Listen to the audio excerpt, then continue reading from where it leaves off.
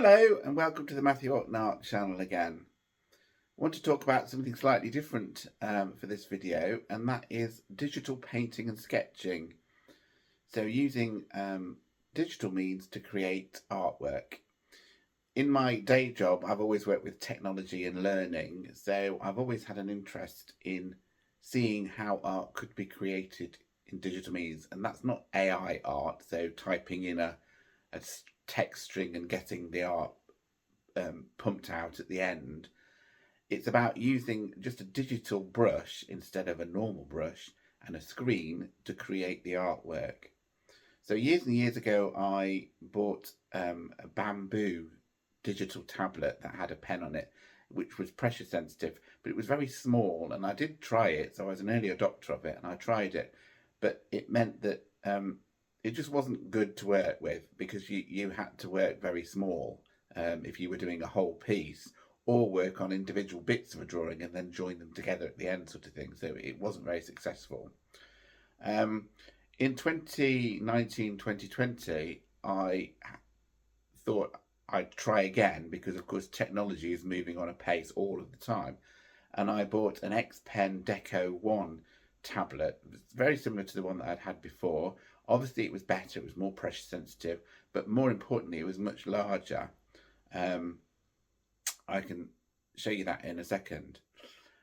But I've recently been thinking that I sort of want to revisit this because I did quite enjoy the process.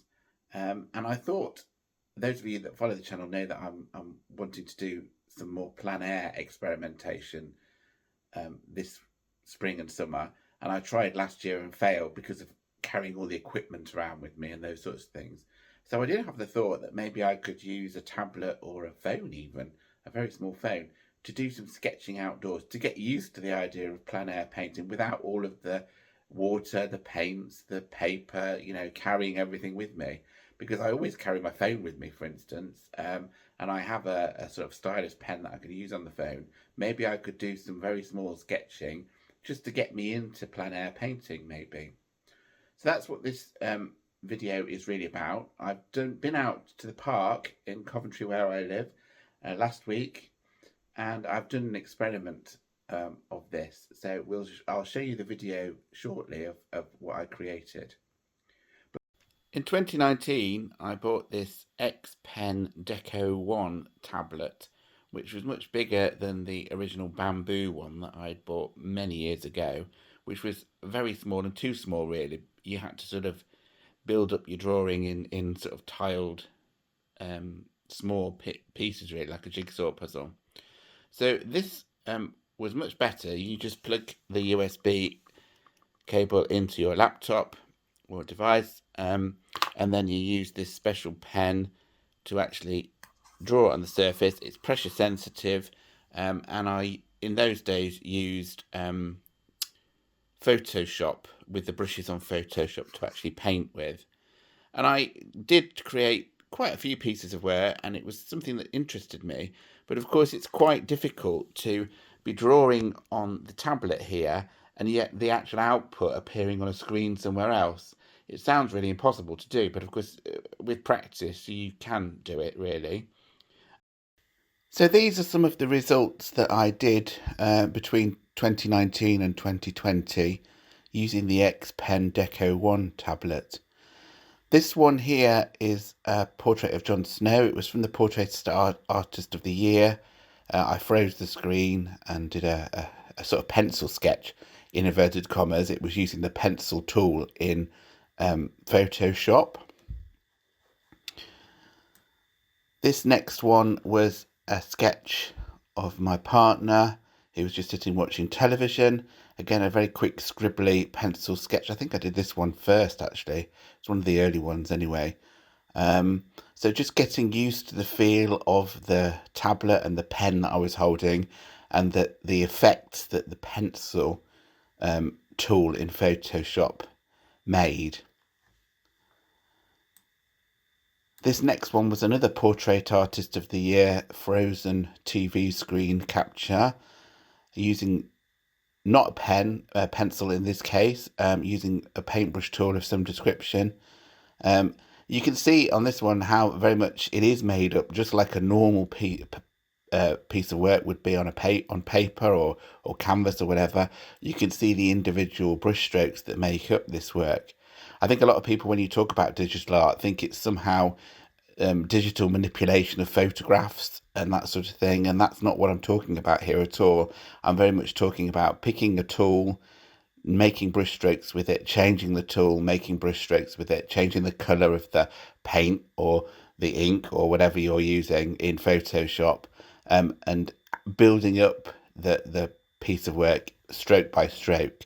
And that's why you can see the brush strokes in this piece of work here. This next one I was quite pleased with. I love the way that the light is reflected on the silver of the paint tube here, of burnt umber. I think it was a paint tube that I did. So a still life. So something I'm very familiar with doing in paint, using different mediums and that sort of thing. This one, portraits. I'm always been into portraits. Not very good at them particularly, but this was, I think, a frozen drama on the television of somebody, and I tried to do it, getting the light right again. So working out how to use the tools effectively.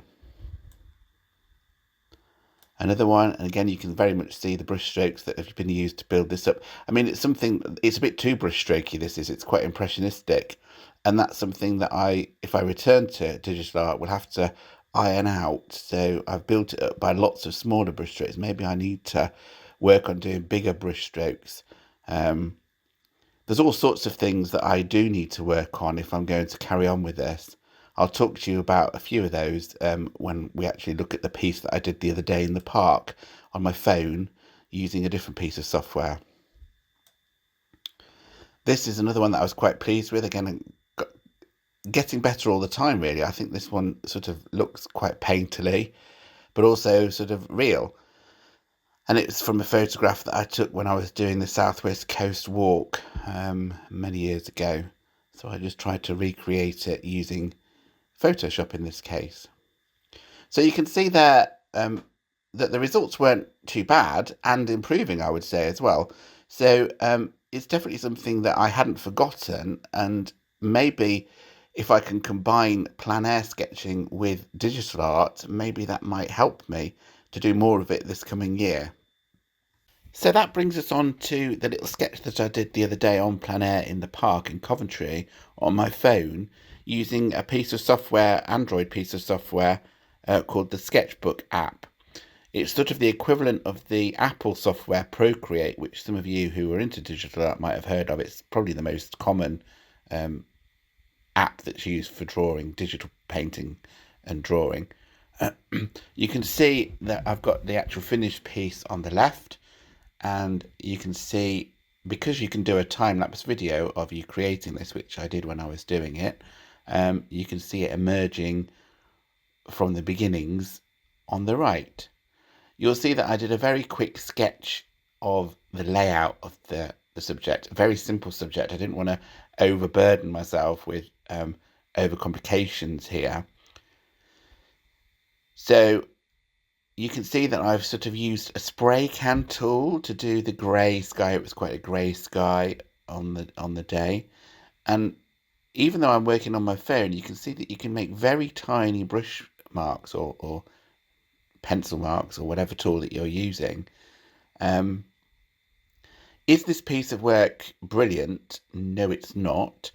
But I think that's something that all artists need to get very much used to. If you're using a new medium, you shouldn't beat yourself up if, when you use it for the first time, you don't create a masterpiece. I'm not proud of this drawing at all, but it's a good start in terms of getting used to how the software works, where to find the colour picker, where to find the tools that you might want to use.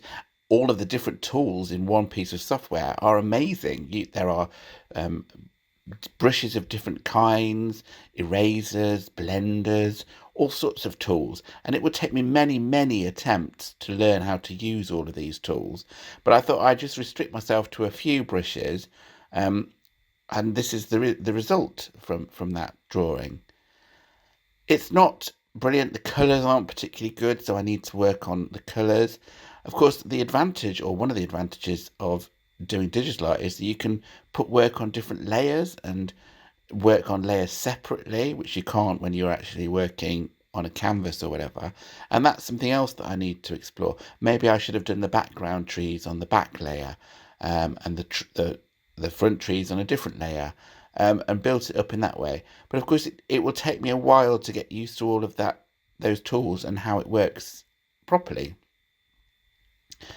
Overall, it was a lovely experiment. It made me sit there and do it. It's not brilliant. It's not terrible, but for a first attempt on a very small screen of a phone, it was an interesting representation of what was in front of me. So I think I'm definitely going to go forwards and try and work this a little bit more.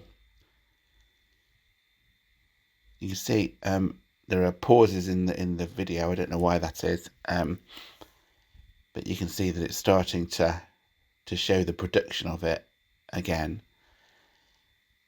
So in terms of textures, for instance, I've just put some different greens in the foreground there. Lots of different brushes to make textures. And I don't know if you saw when I did the bluer trees in the background, that was a particular shaped brush. And the gaps in that brush sort of look like gaps through the trees of the distant trees. So definitely lots to explore, I think, and to work out whether it's for me or not. And I think if I persevere, I will improve. And I'm hoping to do a few of these videos. So we'll hopefully see that there will be an improvement if I do a few of them. This is obviously not good, but hopefully it will build. You can see I'm using a different type of brush there, a much bigger brush. And now I'm using a blending tool to blend that in with the colour that's already on the sort of page. So much as you would when you're working on a canvas, for instance, with wet oil paint. So I thought people would like to see this, and would be interested in my foray into this new technology. So thanks very much for watching this video. I hope it was interesting. It's different to what I normally do, I know, on the channel. Those of you that are interested, I will be doing some more in this series. I'll probably put them in the same playlist, digital art playlist, so you can return. If you managed to get this far in the video, thanks for being so patient. If you're new here, then consider subscribing for me. That would be really helpful. And I will see you on the next one. Okay, bye.